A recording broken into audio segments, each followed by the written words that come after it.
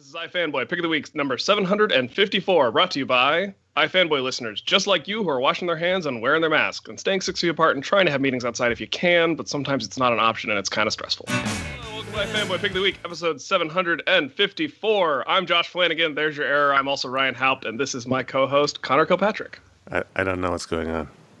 And joining us this week is Josh Flanagan. I told him to do it. I didn't think he would go full Ron Burgundy. He just started. I'm Josh Flanagan? I'm confused. We are iFanboy, and every week we read our stack of comics, and one of us picks the one that they like the best, and we call that the pick of the week. We'll talk about that book, other books from the week, the patron pick, some listener mail if we have time, and it's going to be fun, but there are going to be spoilers. It's a spoilerific week of lots and lots of books, so if you haven't read your books, consider pausing, come back, or just get over it. It'll be fine. This week, Conor has the pick. I have the pick, and I had a lot of books, and I had a lot of fun reading comics this week. I thought it was a really fun week of comics. There wasn't a ton that I read where I thought that was bad or I didn't enjoy it. It was just a good week.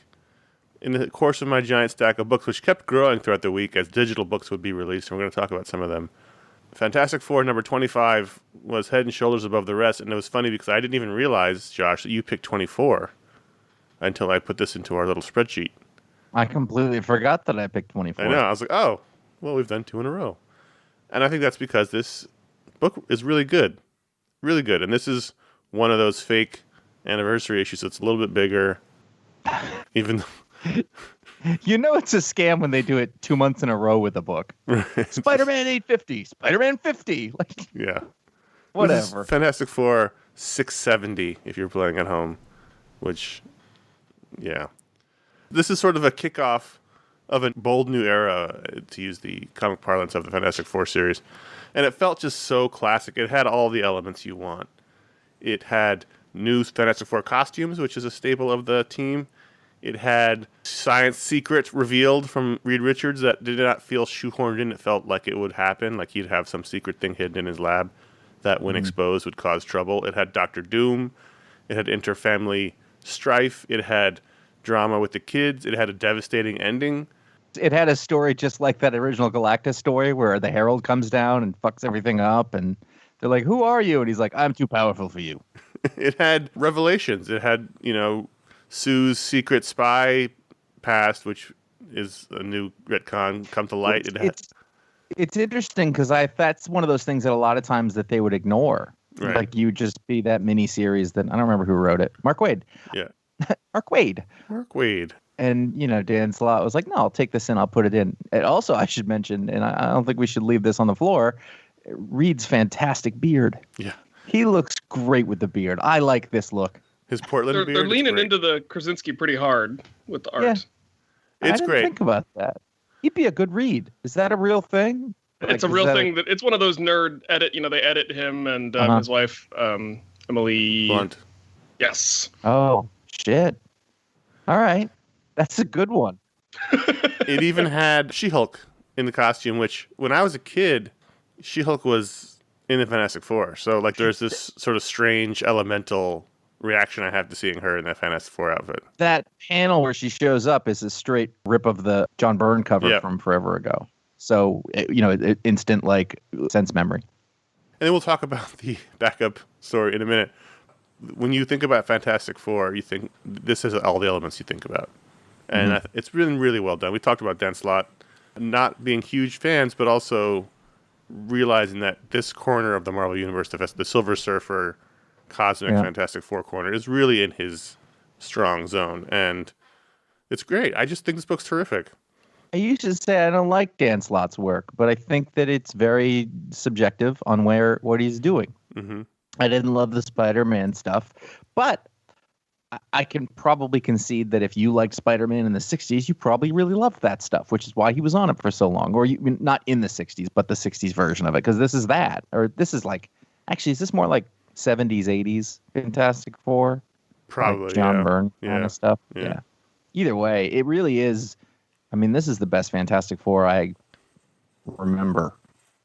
Yeah. In a long time, at least on a consistent basis. 25 issues in, it's held my attention You're right. That's a really good, like, it has all of those things that you want in this. And it kind of doesn't matter that there's more than 4 of them. All the family stuff is really the thing that's being held on to. And they just, they made Alicia and Ben's family bigger. And so they're part of the whole thing. And that could get old, but right now it's still kind of fun. Even Doom has a little family now, right? And then also Doom is, I don't know if this was so much, I think this was Hickman's thing, but like he is a part of the family. Like he helped raise the kids and he's very fond of them. And that whole connection is really endlessly interesting. Yeah. I really like that element of they hate each other, but they're not necessarily like the level of how much they want to kill each other. Doom and Reed sort of vacillates depending on the need at the moment. And that's a really interesting thing. And then this is your review. No. This is why we're here. Yeah. And then the bit with Franklin, by the end was a really nice, like TV ending of an episode, and what that's going to mean for him. And, it's such a teenage thing. Basically what he does in this is at the beginning, he's like, fuck yeah, I'm a mutant, He's got mutant posters all over his wall. He's real into, when he get really into the subculture, he's got it all. Yeah, so it's, like he just started going to punk rock shows, and that's what he's going to be now, and he's got egg in his hair, and he's spiking it up, and then he loses his power, and he's like, shit, I don't fit in, and he finds out he can't use the gate to get to Krakoa, so his whole identity is sort of shattered as he's trying to figure out what it is again. And it's interesting because for a long time now, we have been told that he is losing, like he's only got so much power, and he's about to use it, so he used all of it, and it was like, wow, and then it wasn't enough. And I didn't know when we were going to deal with that. And it feels like I guess we're going to deal with it now, which is really, really cool. The Doom thing's great because Doom is already attached to them because he was their college buddy, right? Yeah. But now he's sort of like bad uncle. And so he's inextricably linked to their family despite being their nemesis, It adds the extra layer of Valeria is always caught in the middle between her dad and her uncle, Doom. And so it's this really interesting dynamic that he brings to the table. Nemesis is the perfect word, by the way. Yeah. I love that word because it doesn't necessarily mean enemy. Right. It's a different word. In the same way that Ryan is your nemesis. I don't think Ryan's my nemesis. Tom Caters is my nemesis. That's true. I was just saying Ryan steps in when you're out, but yes, you're right, Tom Caters. And I thought the R.B. Silva art was great. Again, the beard is terrific on Reed. It's just all working right now. It just feels like a real big Marvel event. This particular issue. There's a lot going on, but it's handled really well. It was so much better than Empire. Yes. Which is interesting. Ryan, did you read this? No, I am behind on my Fantastic Four, and I didn't catch up on this in the face of several other series to catch up on this week. So I skimmed through it while you guys were talking about it, and it looks fantastic, and I love all the stuff you guys are talking about, so I am looking forward to getting caught up. You know what? The art actually is it's perfect for it. It's not like my favorite artist. It's a little exaggerated. Yeah. Like it works. Yeah. The art and the color is just perfect for what the story is, which is, I think, the best you can say about comic art. Yeah, it's 4-color comics, which Fantastic Four should be a big science adventure. Now, the backup story, which was written by Dan Slott and drawn by Paco Medina, featuring the Watcher and original flavor Nick Fury. Sort of. I didn't read Empire, Fallout, Fantastic Four. So all of this was new to me. But apparently, we had Nick Fury. He needed to get shunted aside because someone decided to cast Samuel L. Jackson in a movie. We had Nick Fury, but we lost him. And so they made him into this cosmic being, which is like the dumbest thing you could do to Nick Fury. And then they turned him into the new Watcher. They had him kill the Watcher, and then he became the new Watcher. I don't remember when he killed him, but that was a while ago. So apparently, I guess, because it's cosmic wacky button, as Dan Slott told us 10 years ago, I was going to say 20 years ago, in an interview, the original Watcher has popped out of Nick Fury's eye back to life. So here we get a little primer. The Watcher gets a recap of what's been going on in the Marvel Universe, and I thought it was fun. And then at the end, he makes Nick Fury into the Herald of the Watcher, and he's wearing the original 60s, 70s Nick Fury costume, but he's still bald, and he's got a cape and 2 giant cosmic guns. And I thought, all right, fine, you've beaten me down. Okay, what am I going to do here? I'm going to offer a slight counterpoint. I will not fight your counterpoint because I'm just whatever. No, I it's hate not it, even but that. I have to admit, although I don't like it, that it is very Marvel Comics Oh, sure. to take this character and do this weird ass shit with him. And it's also very Marvel Comics to know that it will turn back and this is weird, and eventually it will not be a thing that gets mentioned. You know, like we don't talk about Hal Jordan as what was he called? The Spectre. Yeah. Or no. Parallax. Well, yeah, that too. Yeah, Parallax. Parallax. It's a big, wacky, crazy thing, and that's supposed to happen in comics. But when it's a character that you have very strong feelings about that they should be this thing or another, it tends to suck at the time. Well, I don't know. We're going on It was a long time. 2009 or so when Samuel L. Jackson's Nick Fury Jr. was introduced. So Yeah. All right, not that specific character, but the idea of him. And so I don't know. This is a movie change. So I don't know. Those things tend to stick. That's true, but counterpoint. The other option then is you have 40 versions of these characters running around like you do over in the Flash, and it's a mess. Yep. What if we created some sort of ultimate universe where we could have different versions and origins for these characters and maybe a little bit less continuity for people to have to keep track of? Yeah. Actually, it's just an additional continuity to keep track of is how that worked out. So there was a little 2-page thing about emojis that you could download in real life, but I don't even know how that works. So I didn't read that. So there you go, Fantastic Four 25. I thought it was terrific. I really do. This is one of Marvel's best books. This is a really fun era of the Fantastic Four right now. In a way, too, that we need. It's one of those zeitgeisty things like, oh, this is the story I want to read right now. Mm-hmm. Existential threats, confident people who can sort of get it, but they're not quite sure of themselves, but they're going to win in the end. Yeah, it's good. Speaking of Reed Richards, he's on the cover of Marvel's X #6, written by Alex Ross and Jim Krueger, with art by Welby. And I'm glad you made me read this, Josh, because this was a really great miniseries, even if I don't remember that post-Marvel's pre-Earth X world. Yeah, I don't think I read... maybe I did read it, but I definitely read Earth X, and then there were a ton of spin-offs, and I completely lost the thread of it. Earth X I remember being good. It was Alex Ross and John Paul Leon, I think. Yeah. John Paul Leon's all you need to say. All you remember. It was Krueger and Paul Leon. It was the same thing here, where Alex Ross did the plot with Krueger, and Krueger wrote it like here. You know what? I don't know what it is about. I'm not a huge fan of Alex Ross in general. I recognize the talent and everything, but for whatever reason, when he does one of these books, they choose really great artists. Yeah. And they're not like regular Marvel artists. I'd never heard of John Paul Leon before that. I'd never heard of Welby before this. It's good stuff. Again, keeping very classic Marvel. That's Alex Ross's whole thing, right? It's like he wants comics to be like they were in the 1970s and 80s, which is fine with me. So here you got a very classic feel. We've talked about this before, but this is the culmination of the story in which the kid David, right? David, yes. Reaches the end of his journey, although the beginning of a new one. And I thought this was great. There's a really terrific moment with Captain America, who is his idol, and he gets to help him in battle before being mortally wounded. There's a creepy ape Hulk. I vaguely remember the ape Hulk from Earth X. I think that was setting up the continuity correctly there. And I assume that David's character here at the end, when he gets resurrected, this Daredevil, is in the Earth X book, I assume. I don't remember. That was a long time ago. I remember that design. Yeah. Yeah, I same. remember that design very much. I said, I haven't, I'd seen it before. Sort of combination Daredevil Ghost Rider. You know what I couldn't remember? Who was the trucker? He was Johnny Blaze. Johnny Blaze. Okay, right. I knew it was somebody, but I just could not remember. Yeah. This is a terrific little Elseworlds Marvel story that they don't call Elseworlds, but it's just really fun. And I love looking at the designs in the back that Alex Ross does, the pencil drawings.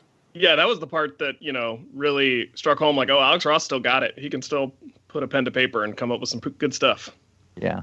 Especially his pencil work looks really different than his painted work. Painterly style. Yeah, I love his pencil work. Yeah. I think that's I've never loved the painted stuff just as a style, but it'd be really cool to see like his penciled stuff get colored by Matt Wilson or something. Right. That'd be really cool. Who's the guy with the wings? Kyle? What's his superhero name? Wyatt Wingfoot? No, the guy who can see the future. Oh, Nighthawk. Nighthawk. Yeah. I'm unfamiliar with that, and he's not great in this because it's sort of unclear who he is or what he's doing. But it very much reminds me of picking up, and like I would get like a stack of Avengers comics from somebody, and they'd be from the late 70s or early 80s, and there would always be this one weird mysterious character who knows everything that's going on. Isn't Nighthawk part of the Squadron Supreme? Isn't that his whole deal? I don't know. Your brain is much more elastic than ours. The one thing I didn't like about this miniseries was that plot line with the whole Luke Cage decides he really wants to be a cop. And that to me just, especially maybe it's the moment we're in as a society right now. I hear you. I don't love the idea of the formerly incarcerated man deciding, oh, law and order and assault weapons and a police badge are my look now. And it's I think that's a fair criticism. Yeah, that was the one part of this miniseries that didn't really jive for me. Jive turkey. It does fit slightly with the original incarnation of the character as done by white men in the 70s. And also, he was the prison... Wasn't he in charge of the prison in Thunderbolts? Yeah. So there's some precedent. He wants law and order in his own way. Yeah. Against these mutants. You know what? If we've got to have it, I'd put him in the commissioner's seat. Sure. For sure. All right, let's talk about Daredevil 23. Zdarsky and Chichetta. We've been up and down this book, Josh, you and I. But I thought this was a terrific issue. Oh, absolutely. This is a really good overall, I'm up on this book. Yeah, overall, for sure. Yeah. Overall, it's been a great, we've talked about Chip Zdarsky over the past number of years, and I mean, really, he's coming to his own about, you know what? I think that when we talk about up-and-coming writers, we leave him out sometimes, but boy, out of the Marvel guys, you see his name on a book, it's worth a look. Yeah, well, he started off in a certain lane, and, so it's our fault, or is it for keeping him in that lane? He can clearly do a lot more than jokey, shticky stuff. I think I saw his name at first, and I was like, because he's got an online persona, or did, I don't know, and he was an artist, and you're like, oh, that's weird, he's doing this, but he's got chops. There's some really nice stuff in here. I kept noticing the fact that he's very subtly made sure that Matt is constantly referencing his faith. Yep. Yeah. God has a plan for me, and God put me on it, and he's given me the tools to do whatever. And I really like that. And I think it's done in such a way that it's believable, because a lot of times they just have him go to church out of nowhere, and it wouldn't really be part of the conversation. But I think it's slid in there in a really nice way, because you don't really have a lot of characters of faith or anything like that in a way that it feels believable. And it does for him. That works really well. It's great. It's also tricky in a world where there are actual gods walking around on the Avengers, but that's drama. Yeah. The other thing you have in this one is it's basically every major character that he would have an interaction with is, like it's his relationship with Foggy, his relationship with his ex-girlfriend, his relationship with Elektra, his relationship with Kingpin, and his relationship with Peter Parker, all in here. It was like Fantastic Four. Yeah. It was covering a lot of the bases. It felt very much like a reset, even though we're in the middle of an arc. We have that story where he accidentally killed a guy, and now he's going to go for trial. I don't love all that bit, but this is the bit where he's sort of setting the table for possibly not being around if he goes to jail, so he has to go confront everybody or deal with everybody, and he patches up his relationship with Spider-Man, which I thought was terrific. I love the Kingpin scene, was terrific. Yes. Yeah, it's good to show the Kingpin. Like, you're like, no, he's still this guy, the way that he becomes completely savage. But then he's like, I can't deal with this. I have a real job, which also tells you he's taking his mayor job seriously, which is interesting. Right.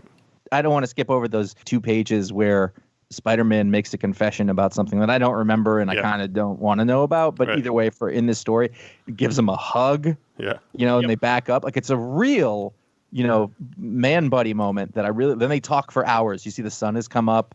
They're helping each other talk through this stuff.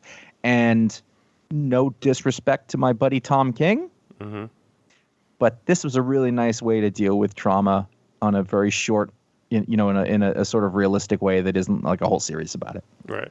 So I want to talk about Marco Ciccetta's art, because this is some killer, I would say, career-defining work. Oh, yeah. If they stick the landing. And his style is evolving from when we first saw him. I almost feel like he's got a David Marquez, Olivier Coipel mood now, and it's great. I love the way he does Daredevil's costume with kind of the looser fitting pants.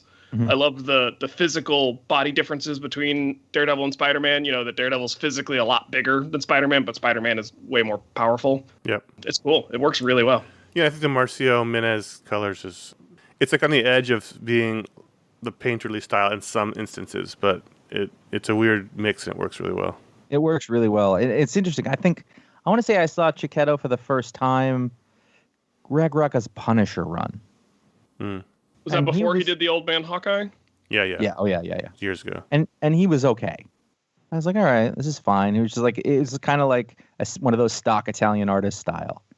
But it's been refined a lot. And as I was reading this, I just thought, wow, this is, the way that he drew Spider-Man's head. Mm-hmm. Great Spider-Man mask. The mask around it. Yeah, it really. And you're right about that suit. That suit does seem to have a Union suit poop flap in the back. I don't know what else that would be. But when he's facing down against Kingpin on page 15, you know what though? Superheroes need to poop, and you don't want to take all that stuff off. So right, you can't be in the men's room with your pants around your ankles. What if Doomsday attacks? I mean, a unitard. Doomsday would be the other universe. I don't know what's going on. Let's keep on Chip Zdarsky and talk about Stillwater, a band struggling with their own limitations in the face of stardom. Mid-level band struggling with their own limitations. It's never going to get old, people. It's only getting funnier. Chip Zdarsky, Ramon K. Perez, Mike Spicer, Russ Wooten. This is Image. The first issue was a Patron Pick. I read issue 2. Did you read issue 2, Josh? Yep. Sorry. Ryan, you brought this up. You take this off with this one. You wanted to talk about this one. I did want to talk about this. I wasn't able to talk about the first issue with you guys. I think I might have liked the first issue a little bit better, but I'm still excited by this series. I don't know. It's just a good horror mystery comic. They're fleshing out the premise a little bit, learning a little bit more about this town, this world, and it has a really, really creepy ending. There's a little bit more of the mystery of whether or not this main character, is it Daniel, is actually from this town of Stillwater originally, and whether this woman who's claimed to be his mom is really his mom, and he has to go get judged by the judge who has the option to kill him if he wants. And it's October. I'm looking for spooky things, and this is scratching that spooky itch. And so I'm enjoying it. The judge almost has a mullet. Yeah. He's on the edge. So do I. I read him as Stephen Root a little bit. It didn't look like him, but I heard it in there, and that made it a little more fun. I like this issue a lot. It's funny when I don't necessarily recognize Ramon Perez's pencils immediately when I see them. I'll be looking through. They're different than they were when he first came on the scene with Jim Henson's book. It happens that I am always looking at his work and just going, "This is great. Who is this?" And then I go back to the video and goes, "Oh right, yeah, of course." And that's happened to me several times for some reason. So it's beautiful. It's a lot like that Texas Blood, other than the supernatural element. It's like this guy goes to this town and everything's kind of weird and they all hate him and something's going on. Just because those two books are happening at the same time in my mind, I'm getting them mixed up a little bit. I like it. I think it's really good. I don't know how excited I am about the premise of him being in this town where he doesn't want to be there and hates it and everything. This is sounds like a TV show that everybody would like that I would get bored of. I mean, it sounds more like Twin Peaks than anything else to me. It's all those stranger coming to town is a well-worn trope. Yeah. I agree with both of you. I like it. It's fun. The ending was disturbing, but I need to pretty soon see more. Like, what is the actual story here? And I realize it's only issue 2, but okay, so there's a small town in the Canadian woods that is, everyone is immortal in the town. You can't die, you heal, you don't age. And so what does that actually mean? Like, these kids clearly set up his friend to die, which is also creepy. Does that mean they've been kids the whole time? Do they kids not age? Yes. So that's, got a little bit of Black Hammer in it of, what does that mean to be a kid forever? You don't get to experience anything, any of the adult things. And there's a 2-page flashback that has like a wolf coming up to a kid, and we don't really know what that means or what's going on there. That was, and so I'll be interested to see what the explanation. Right. For so that. I'm looking to find out more because I'm interested, which is good. I'll tell you a thing I like about it. I like the fact that to the people of the town, this is their regular life. They don't all act creepy and weird and mysterious to each other. Right. It's just this is their life. Act like normal people. Like this is their life. They live in this town or whatever. Outsiders are one thing, but amongst each other, they're just acting like normal people would in these circumstances, as opposed to always being sort of arch and looming and mysterious and just giving lots of meaningful looks all the time without, acting like they're actual people. So I like that element a lot. And then if you don't like somebody, you shoot them in the head. It'll be fine. Yeah, exactly. He'll get over it in a few days. So it's still interesting for sure. I want to take a quick second. We are packed today, so we're going to rush through this a little bit. Patreon.com/iFanboy is where you can go to support the show. Our next stretch goal is the G.I. Joe Corner Weekly. And then after that, if we get past that point, miracle of miracles, there will be a quarterly barbecue show back in some form that we can work out in this world. Do you know the last time I had barbecue? I couldn't even tell you. That's a problem. I know. I said I wouldn't do this. We found a local place, there was one that opened, and I wasn't sure about it for a little bit. And then we kept getting it more. And now I'm like, this is a great barbecue place. And to the extent that Lindsay, who does not love barbecue, is like, we should get the Smoke Shack tonight. I was like, yes, we should. And it's real good. Right. Sorry. You're probably eating barbecue all the time with your power lunches and your Senate hearings. But I haven't been to my favorite barbecue place in DC in COVID land because they switched to doing like a sandwich only concept, but they do have this one sandwich called Jimmy Mussels that is an excellent sandwich. And if you're in, I recommend everyone go and try Jimmy Mussels. To point out that citygoers say things like a sandwich concept. Yeah. All right, Top Chef. Anyway, patreon.com/iFanboy/ that is where you can support the show directly. You probably know what it is. We talk about it a lot, but those things that you do matter very much to us. And we thank everybody who's part of that. And we appreciate all the different things that we have to / get to do as a result of those donations to the show. T-shirt stores over at ifanboy.threadless.com. There are 8 designs over there. They don't just have to be T-shirts. They can be crew neck sweatshirts. I bet they have baseball tees. I can't confirm that. I have one. I have the Stay Home Read Comics and baseball tee. There you go. Yeah. I like a baseball tee. Yeah. New designs are, they're in our minds. Mm-hmm. ifanboy.com/support is to skip all that stuff. You will eschew all the other ways and just do the old ways, which is to use PayPal. If you're like, man, I love what these guys do. I'd love to send some stuff their way to help them feel supported and appreciated. That is where you would go to do that, ifanboy.com/support. And then finally, ifanboy.com/Amazon, where you can find a general link to Amazon, which if you're like me, okay, I haven't got any packages today. I got to break up something. That's a good way to do that. You'll also find links to buy all the books that we talk about on the Booksplode podcast.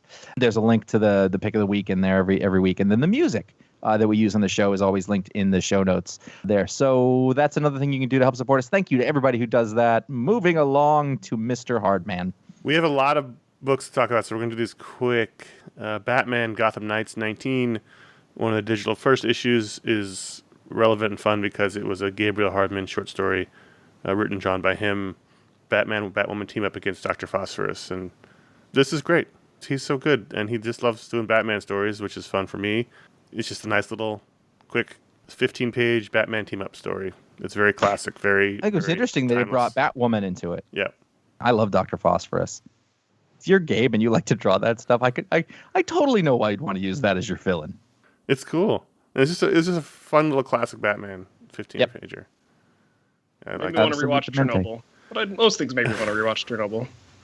It was actually interesting in the face of other Batman comics this week, which are mired in the sort of, continuity of the day without Alfred and bullshit with Wayne Enterprises. This was a nice counterpoint to sort of classic, continuity-free, this is how Batman stories should be done, and it made me hate the other ones all the more. Over to Spider-Woman #5. This book is nutso batshit in like a really great way. I've really enjoyed this. I think we're talking a lot about classic Marvel and stuff getting back to their roots, and there's a lot of fun little books going on at Marvel right now, and they don't tend to be the main thrust. This has been a theme for a while, but like Spider-Woman is tricked into doing this thing to help save this guy's daughter, and it turns out that that's actually her brother, and then they go to Wundagore, and that's her long-lost mother's there, and it's this beautiful reunion, but then it turns out that the mother's a crazy clone, and then they have a big spitting venom fight because they're all drugged up on shit. It's nuts! And it's very, like, it's really going far out of the way, I think, to portray this character as something other than a sexy lady. Mm-hmm. Now, she gets to still be a sexy lady, and she's like, my butt looks great in this costume.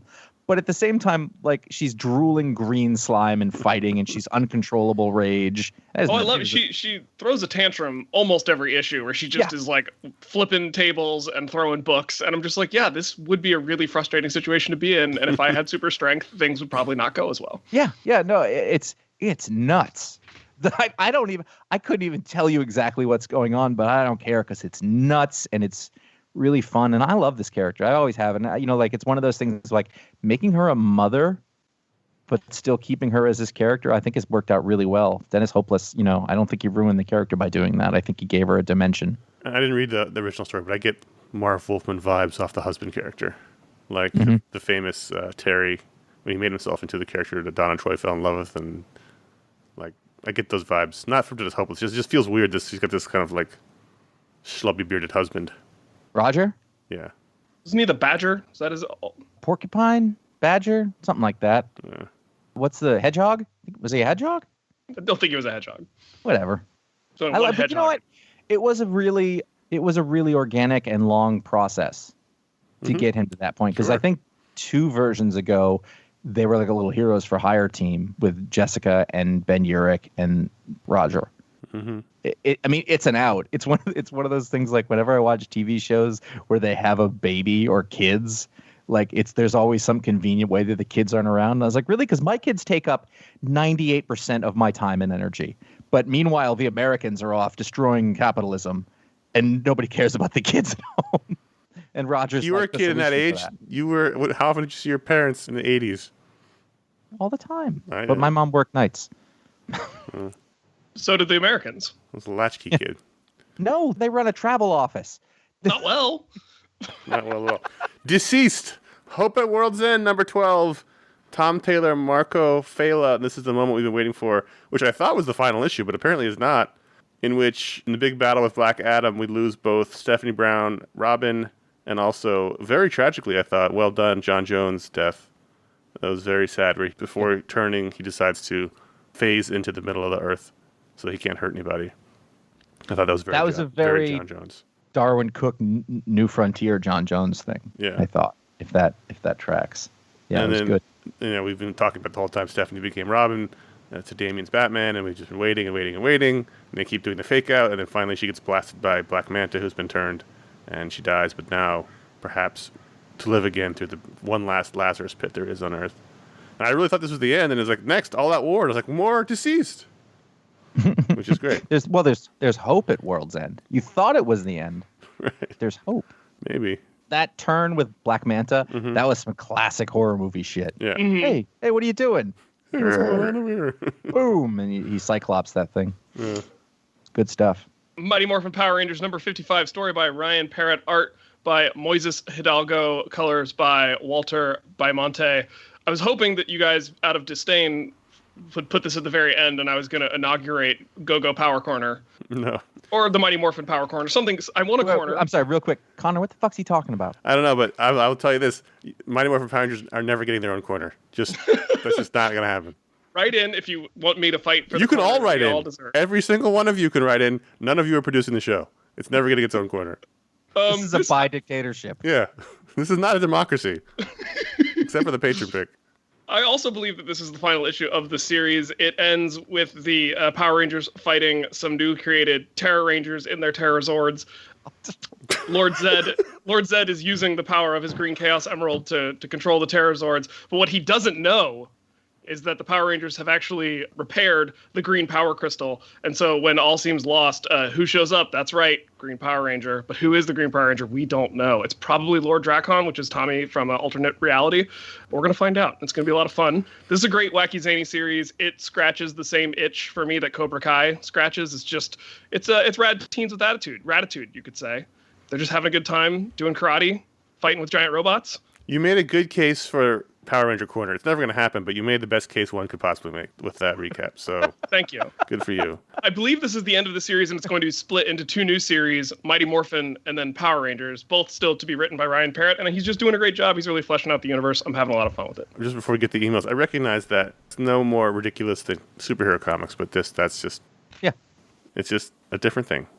Ryan and I had a conversation recently where, I was like, I don't think of you as a kid anymore. Even though you were a kid when I met you, I know that you're an adult now. But what happened was he just changed that. He lost all the standing. Because, he said a bunch of shit that kids used to say when I had stopped being a kid. And so he's probably a kid. It doesn't help that your brother was a big fan, wasn't he? Your little brother? I think so. As soon as he said the word Zord, I was like, oh, God. It really is for us. I think it is that moment where you go from liking cartoons to not liking cartoons. That's exactly what the Power Rangers is. Like Teenage Mutant Ninja Turtles was over, and I was like, all right, we'll move on to girls and whatever, and so that just reminds me of like the first thing when I was a teenager, and I was like, ugh, stupid kid stuff. That's exactly what it is to me. But that's not Friday number 2 came out from Panel Syndicate, Brubaker and Marcos Martin. This was another one that came on midweek, so it expanded my pull list. And I think this issue suffered only because I don't even remember when the first issue came out, and so a lot of the details I was like, wait, what was happening again? So it's not the fault of the book, but it's just the fault of life, where I thought about if I had been really impacted by the story, this might have been the pick because it looked great. Marcos Martin, I love the way his characters' faces are exaggerated, but also very familiar as human faces you've seen.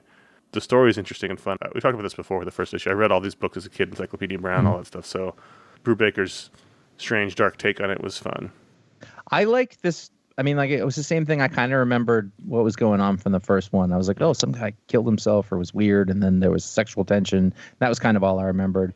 And last time, I think you had more of a connection to sort of the, I don't want to say source material, but this time I enjoyed it. At first I wasn't very excited about reading it because I kind of remembered what it was. But as I kept going, I was like, all right, there's some human drama I can get behind here. I dig this. Yeah, it was okay. I like the montage page of all their different adventures growing up, with all the book covers. That's fun. No, I like this a lot. We got the history of their relationship, and there's donuts and hockey. She's got this very, sort of squished face, but it works. You can see her as a real person. Mm-hmm. He starts off as a kid. I don't know. His Encyclopedia Brown. It's not his name, but he starts off as a kid at the beginning, and by the end, he's older, and he grows in a realistic way. The art was terrific. Thesaurus Johnson. Is it Thesaurus? Is it? No. Just give him fake names every time. Dictionary Smith. Calculator Cameron. All right. Guardians of the Galaxy 7. Is anyone else reading this? No. I keep starting to and then forgetting and dropping off. Well, this is a story by Al Ewing, art by Mario Takara and Stefano Landini, colors by Federico Blee, and letters by Corey Pettit. I'm having a lot of fun. Were you trying to say Mario? That's how it's written in the script. It should say Marcio. I believe that's his. Marcio. There's your error. Marcio Takara. Yep. That is different. Do you want to get into it and tell that you didn't send me the creative teams from your book? I don't know that he knows to get into it live on the show. I don't think that was in the training packet that Carol sent me from HR. Awkward. I'm having a lot of fun with this Josh, series. write it down. We gotta have a meeting with Carol. She got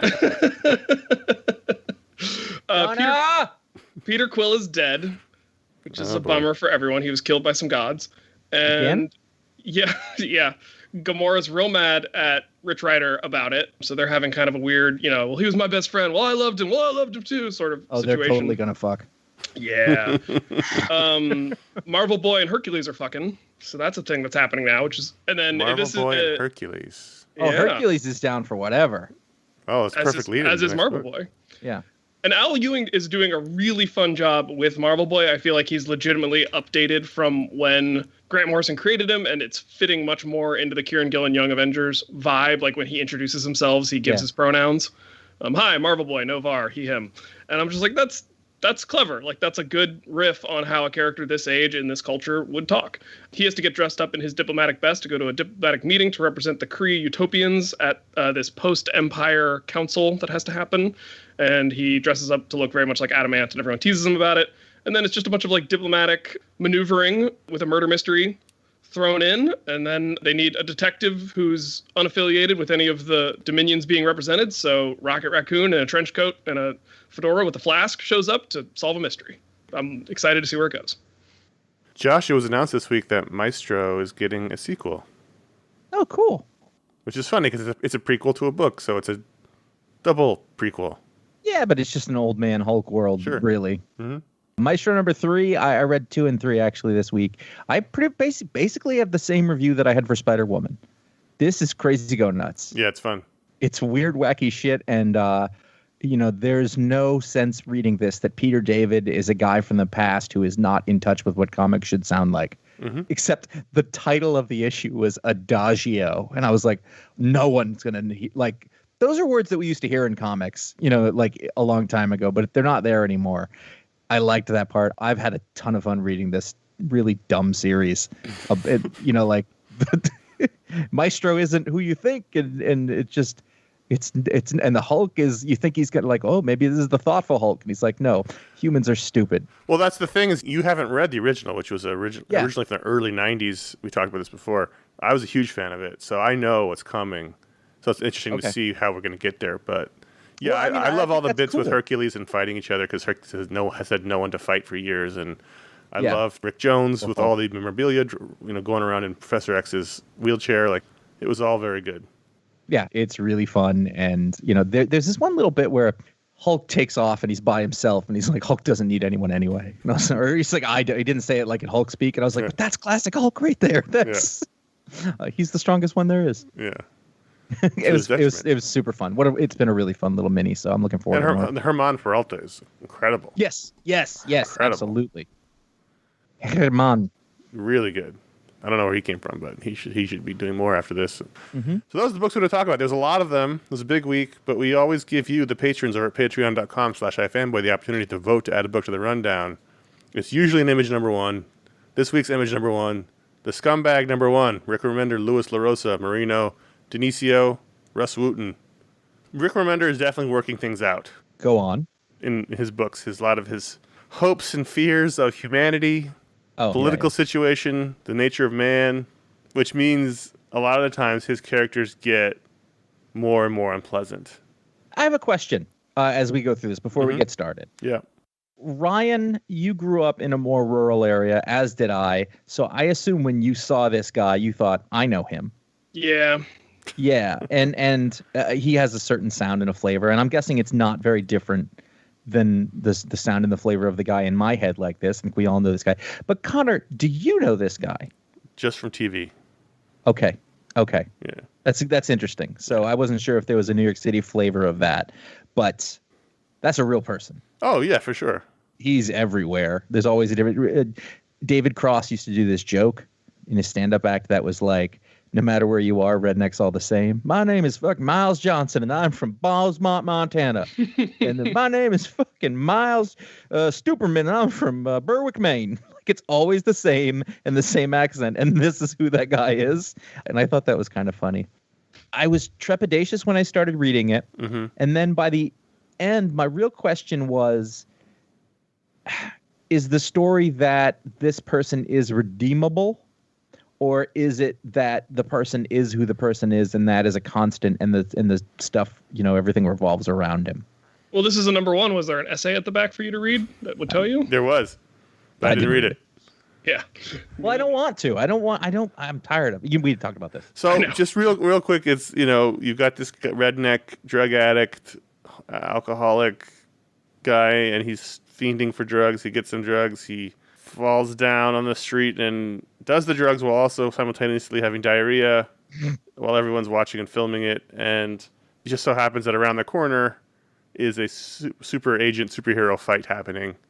And his vial of heroin gets mixed up with the vial of essentially super soldier-esque serum.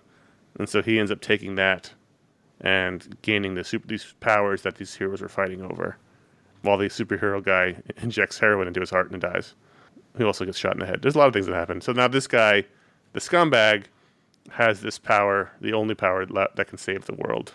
So he's the worst human being on the planet, and he's the only one that can save us. So that's the setup. That's really all we get here. So we don't know where we're going he's got like from here. 10 minutes before this big bomb goes off. Yeah. So the next issue is presumably going to be him finding and defusing this bomb, presumably in an unorthodox way. Yeah. I enjoyed it. Is it a miniseries, or do we know? I don't know. They don't advertise that, Yeah. I think it could go either way. I think there could be, it has a very like I could see this with a Glenn Fabry cover coming out. Oh yeah. This almost feels like a British comic from, Vertigo comic from the 90s. I don't know. I think I enjoyed it. It's a fun little premise. I think it could wear thin really quickly. I was a good comic across the board. The problem is, as much as Remender may need to work this stuff out, I see enough stories about these kinds of people in the news doing things that I feel are bad for society. I'm not sure I want this in my entertainment right now. I know exactly what you're saying. Sometimes there's two sort of methods on working out current events in fiction. You know, there's one is to the Fantastic Four, go over there, do that. And then there's, you know, trying to examine it head on as it's happening. And I always have a hard time with that because we don't have any context to it. It's all not all of it, but you know, it's just you're just like, I gotta work through this, and I don't always love that. I don't like war movies from the time of the war that is still going on because I don't feel like we have any perspective on it. But also, I see the value in it. It just doesn't work for me. Does that make sense? Yep. We don't know where this is going. Yes, and that's key. And I totally understand what you're saying, Ryan. And he's not a pleasant person to be around. It's not like he's got some redeemable quality we've seen so far, or even something that makes him you want to have him be your protagonist. So I totally get it. I think this is the classic case of an image number 1 that might have been better served by being a number 1 and 2. Yeah. Because it seems like this second issue of the story is going to kind of cap the first adventure that this guy has, and then maybe we'll go from there.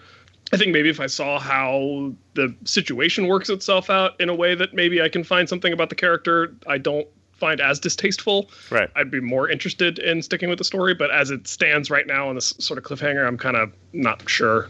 I don't know if you can redeem the character, so you might have to have other people around him. There has to be some other cast. It kind of reminds me of who are the guys from Hitman? They had the mini series that Garth Ennis did. You know, like there's the drunken superhero team. The Dog Welder and Six Pack. Yeah. They had a team name. I can't remember what it was. It reminds me. It reminds me of that a little bit, and like those characters never get resolved, but they're a gag. You know, and right now this is a gag. So what happens after this is going to determine, I think, whether it's worth it. But maybe it's worth it. But it wasn't like super funny. It was super gross and outlandish, but it wasn't funny. Does that? Yep. Yeah. Remender clearly has anxiety about needing to use the bathroom and not having a bathroom to use because this has showed up in multiple books. Don't you? Not to this level where I'm constantly worried about it and putting it in my fiction. Well, I'm also home all the time. Yeah. But Conor, you grew up in the city. Yeah. And there's two kinds of city poop anxieties, or there's anxiety and not. Non-poop anxiety means that you sort of know what to do if you're in the city and you have to go to the bathroom. Mm-hmm. You find a hotel. There's certain kind of businesses you know where not to try. But when you first get to the city, because this story takes, oddly enough, this person that Conor doesn't know that Ryan and I do is in New York City. But when you first get to the city, if you have to go to the bathroom badly, you could be in a lot of trouble if you don't know how to work that system. That happened to me in San Francisco when I first moved to California. It was real rough. I can still see myself on 34th Street going, oh no. Well, that's easy. You go to the New Yorker Hotel on 34th and 8th. See? That's why Conor doesn't have that anxiety. Should you see that? I know now. Now there's Grand Central. There's the Grand Hyatt that was outside of that on 42nd Street because you go in that hotel. That had floor-to-ceiling doors, which was nice. So, anyway, I don't know. I mean, I guess it's going to depend. And the thing about Remender is, and we'll wrap this up because we've been going long, is that he can do a lot of stuff. This could be a 60-issue Black Science-esque story, or it could be, I think this most recent one was like 7 issues. We don't know, you know? I mean, I trust him totally to be able to build something out of this. I was back and forth on the Louis LaRosa art. Sometimes I liked it, sometimes I didn't. It's very busy, but yeah, it worked. I didn't love it. I think it was not quite there. I don't think it was bad. I think it just needs seasoning. So what are we going to rate the Scumbag? Number 1 out of 5 ratings. 3.5. Yeah, I could have gone 3.25, but I'm giving it the benefit of the doubt. I was thinking a 3.5 as well, only because it's maybe not the comic that I want to be reading right now, but it's not a bad comic. Yeah. So I also think 3.5. I think 3. That's about where we are. I'm going to read the next issue. Mm-hmm. I'm probably not. Ooh, that's fine. Yeah, I'll read it. All right. That's fair. Patreon.com/iFanboy. That's where you go vote to add a book to the rundown and get your superpower at the $5 or higher level. We got 3 this week because we got 3 of us. Jason Wade is first up. And what Jason Wade has is total control over his digestive system. So he never has a scary bathroom moment. He doesn't. He knows exactly. He has control over it. Uh-huh. You know, let's just say, for example, that this week I have once again scheduled a dentist appointment at about 10 a.m. which is a mistake I have not learned from, because what happens at 10 a.m., Josh? That's I'm going to go ahead and let people read between the lines, but like Conor said, he's always at home. Well, I've been working at home for 12 years, and so you got a highly tuned body. I do. I know what to expect and when to expect it. But when you mess that up by sitting in a dentist chair while someone pokes around your head and it's not time for that, this is not an issue for Jason, though. Mm-hmm. Jason, like, say that you're on a road trip. You ever been stuck on like a jam up on the highway and have to go? It's fine. He doesn't need to look for a large cup in an emergency. He doesn't worry. He doesn't need to worry. Say that he's traveling in South America. And he tries some new food that he's never tried before. Not a problem for Jason. I don't think. What about fear-based? So, like, is he ever frightened into peeing, or is he immune from that as well? Let me ask you this: do you know anyone that's actually happened to outside of fiction? Dogs. I've seen it happen to various canines in my life. But you know what? Fine, I will extend it to that. That is not an issue. He will not shit himself from fear. I went whitewater rafting last weekend, and there are moments on the river where you're like, well, if I was in the river, I could just pee, but I'm in a boat with other people. I probably right. clamp this down. But all right, we can't go down this road. It's not uncomfortable for him either. That's also nice. That's huge. He doesn't have to do the squeeze walk. I'm sorry, Jason. Billy Lupton, when he activates his power, his legs change into human grasshopper legs, and then he can jump the human equivalent of a grasshopper. Human equivalent of a grasshopper. Yeah. So like a football field? I don't know, whatever the equivalent is. I don't know how far grasshoppers like jump. Hulk. But his legs grow and get bent, and then he hops. Did they get all buggy? No, they're just grasshopper shaped in size, but they're all still human legs. Yeah, football field. I was right. He can jump a football field. Can jump about 30 inches, and if you could jump that many times your body length, that would be about a football field. He gets grasshopper legs and jumps. I like the sound that the grasshopper makes when it hits the ground again. I find that a satisfying sound. What happens if he turns off the legs while he's midair? Does he break his human legs? Well, he would land with injury. He needs to keep the legs to land. Yeah, that makes sense. Yeah, for sure. I agree, it makes sense. I'm just trying to make sure we're all on the same page. I mean, I don't know why he would do that, but yeah, he could. If he's late to a meeting. He might be doing tricks. He's like, check this out, and then he doesn't turn it back in time, and then he dies. It's like when the motorcycle guys let go of the bike while they're in midair. Exactly. That's called the no-hander. Yeah. No-hander. Superman is when you're still holding onto the bars, but you kick your body out. Right, straight. you plank. And then a Superman no-hander is some crazy shit. Which he could do a super grasshopper no-hander. I just had an actual shiver. Russell, you think it's Weber or Weber? Russell Weber. Weber. Can summon a giant robot to wherever he is to help him fight his battles. A Zord, if you will. Some sort of mega Zord. Can we shut his mic off? Okay. All right. You made him into a fucking Power Ranger? What happened? No, he doesn't. He can't morph. He doesn't have the mighty Morphin capabilities, but he can summon a Zord. I literally have no idea what the Power Rangers do. This is not an invitation to tell me. I wasn't going to tell you. Okay. You don't deserve to know. It's like when somebody tries to explain Doctor Who to me. No. No one asked for that. My ignorance is not an invitation for information. It's fine. It's a variety of different giant robots. So if he wants a giant T-Rex, he could summon that. If he wants a giant saber-tooth cat, he can summon that. Anything he wants? Within reason, within Power Rangers canon, I think. A dragon. You've literally made him a Power Ranger now. No, he can't morph. He can just summon the Zords. This is an important distinction in Power Rangers lore. Russell, Billy, and Jason, thanks for being patrons. Patreon.com/iFanboy. That's where you can go and vote. Not vote. You can also vote there, but you can go and join up and help support the show and get your own superpower live on the show. I think everyone does that. Let's do the one email I've been waiting for Ryan to be on the show for, Rashaad B.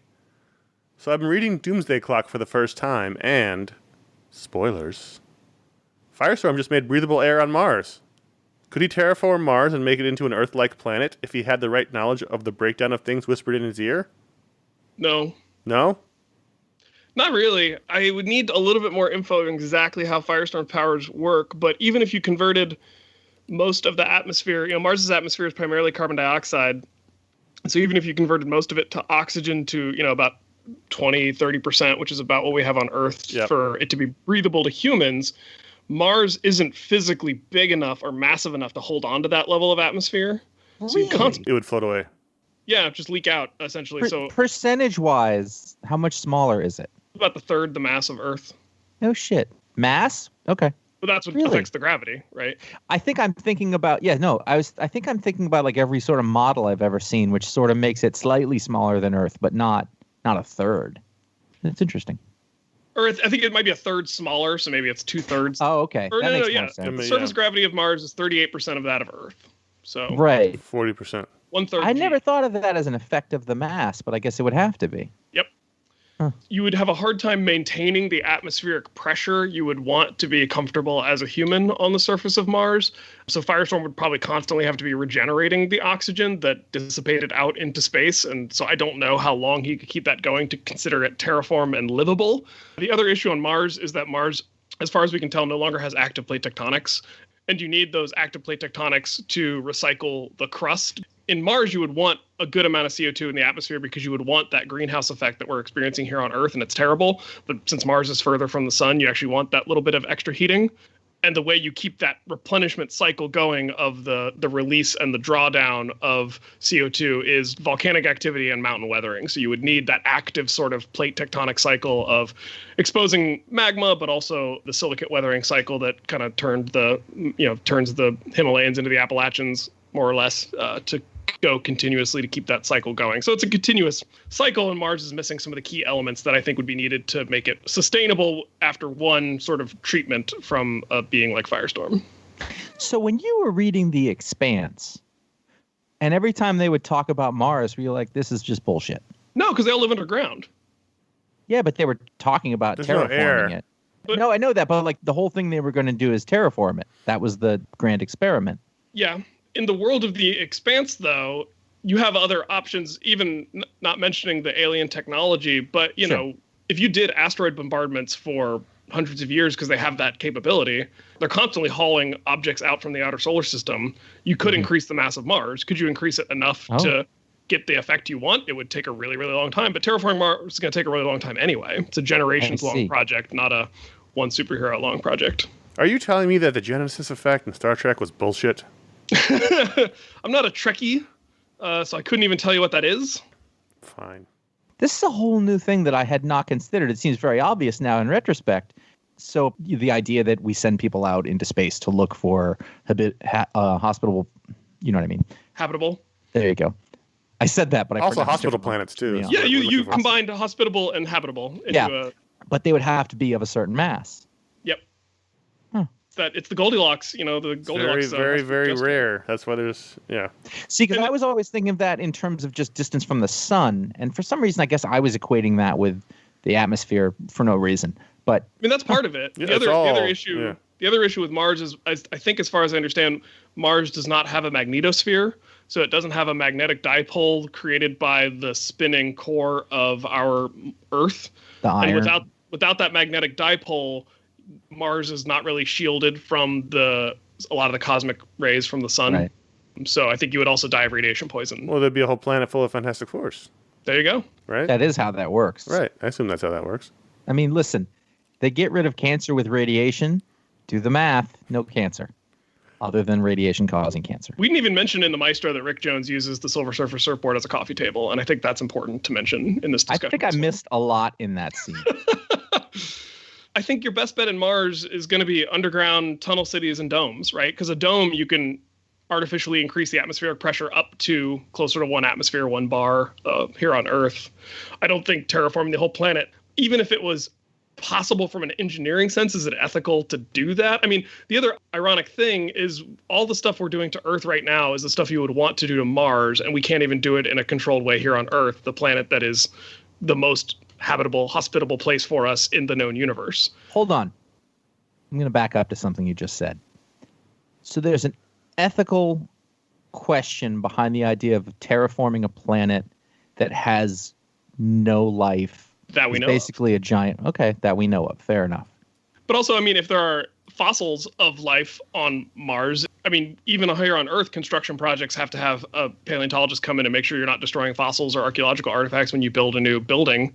So do we need to have that same consideration when we're terraforming a planet? Or is the fossil record a thing worth preserving, even if it's no longer a living biosphere? I don't know. I don't know.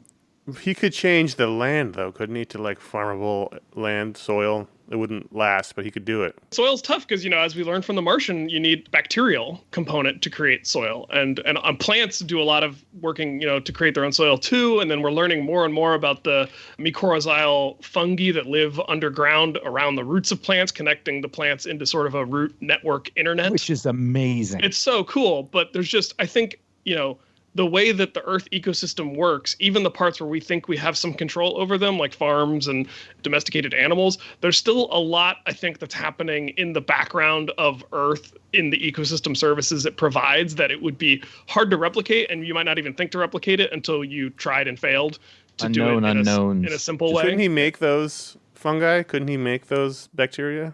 I don't think Firestorm can do organic stuff or life stuff. I'm reading through his Wikipedia, and it'll blow your mind. Okay, hit me. No, I mean, it's just constantly changing what he can and can't do. For a while, he could do organic. Oh, wow. I thought it was just changing, the base nature of chemicals, like basically. He rearranged molecular structures and transmute non-organic material into anything else. But then later on, he had the ability to use organic material. It's all, If you're rearranging molecular structure, though, that doesn't mean you can change the base atoms. So, for example, like, he couldn't make gold out of water. Yes, you can in the comics because people who write comics don't understand the difference. Fair enough. Yeah.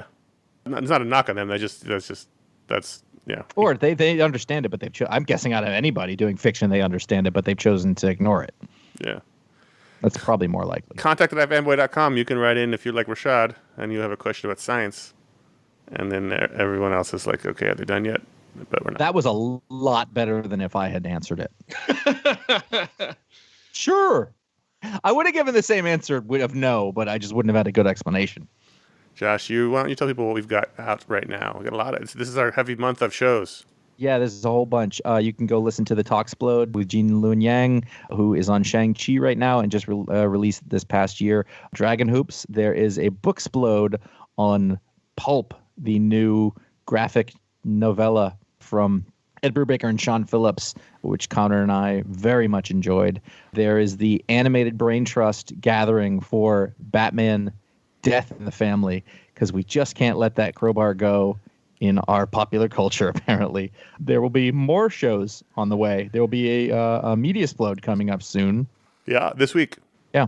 This is the month of every week we had a special edition show. You got 8 shows this month on top of other stuff, but 8 shows, which is a lot. Mm-hmm. When you're trying to fit it in everything else. Ryan, how's your podcast going? It is still going. I'm getting ready to post an episode later today. My podcast is called Science Sort of. If you couldn't tell, I'm a bit of a science nerd. Why don't you do an episode about Firestorm on Mars? We are probably going to do an episode about Chernobyl stuff, if you want to get back to the nuclear physics of it all. We're working with a guest on that who would be able to speak intelligently about that. Our episode that's coming out later today, so it will be out by the time folks listen to this. We are talking about, Conor, you're going to appreciate this. Detroit has a pollen problem because there are so many vacant lots and abandoned buildings. Plants are growing up all over the city and creating really horrific allergies for people in Detroit because the city is depopulated and there's just now more pollen than people can deal with. So that's a real social science issue. Wow. That's some poison ivy shit. Remove Detroit from a place I'll ever visit. And we also talk about some of the controversy surrounding a bunch of these. If you've seen any news articles about like fossil finds out of amber from Burma or Myanmar, there's some pretty troubling ethical concerns there. Those fossils may actually be funding a genocide. Not great. It's a heavier episode because we're talking about the effects that science can have on people and people's lives. But I think it's an important episode, and I think we had a really good discussion. And so go check that out at sciencesword.com. Hey, speaking of Chernobyl, I know we're long, but this just keeps blowing my mind. The woman who played Ludmilla is the crazy nurse on Fargo, and I can't get over it. Emma Watson? No.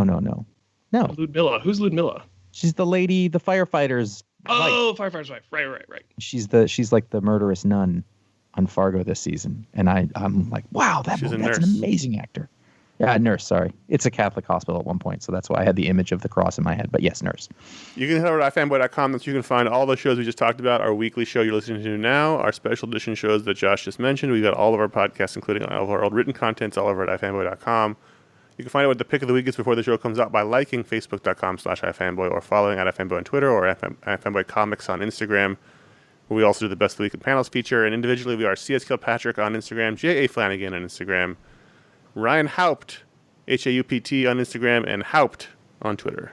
Also, YouTube. Smash that like button, people. YouTube.com/iFanboy. That's where you can keep up to date on all the old video show uploads we've been doing, thanks to the patrons who hit that stretch goal. This past week was a good one.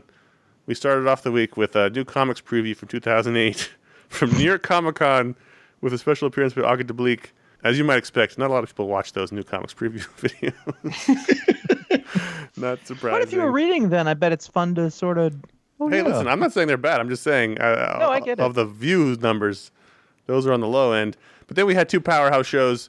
The infamous episode where we talked about the Sandman, in which we made Ron dress up like a stereotypical goth, and then we made him keep the outfit on for the whole show, which we hadn't planned on doing, and then did an episode looking at Kingdom Come. So those are fun shows. We have some good ones coming up soon, including the one where we went out into the city, which might be my favorite one we ever did. Oh, I was telling somebody about that the other day, and I was like, I don't think it's up yet. It's coming out soon. I've got it preloaded. It's ready to go. Very cool. The episode where we went out to New York and looked at Marvel Comics landmarks as they are now in the real world, and that was super fun. And they're all Chase Manhattan Banks now. Yeah, it's all Bank of America. Or Dwayne Reed's. It's one or the other. So check those out. YouTube.com/iFanboy. Subscribe if you want to see. They'll be coming out for a year, at least a year, if not more. You like this show? Write us on iFanboy or leave a star rating on Apple Podcasts or whatever you get your podcast. Also, if you want to, I don't care if you like and subscribe. You should like, though. If you want to thumb up those videos, that would be nice to do that. Better still, tell your friends about us. Share links. Say nice things if they are in your heart. And that would help us spread the iFanboy joy that we and you try very much to achieve each week. And that will do. Ryan, it was great to have you on. Yeah, this was so much fun. I've been looking forward to this all week. I'm very sorry it's been so long. We will not let this happen again. This injustice will not stand, man. We tried to get him on for $7.50. It would have helped us out. He was busy. I had to take a walk in the woods. I like how you turned it into blame for him. Like that was. I could hear the frustration in your voices when I listened to the episode. Josh was digging on my writing on the website. There were some body blows. I suffered through it though. I came out the other side. I don't remember doing that. Most of the time in a podcast, I'm in a fugue state, so I can't be responsible for what I said. But Conor really went for some Jewish Catholic mother guilt there, and it was a thing of beauty. And he's neither. So. Yeah. So there you go. We'll have Ryan on again before the year's out. We don't actually that many more shows till the end of the year. I think there's like 7 or 8 more shows. We're getting close. We'll talk about that later. We'll talk about that next time.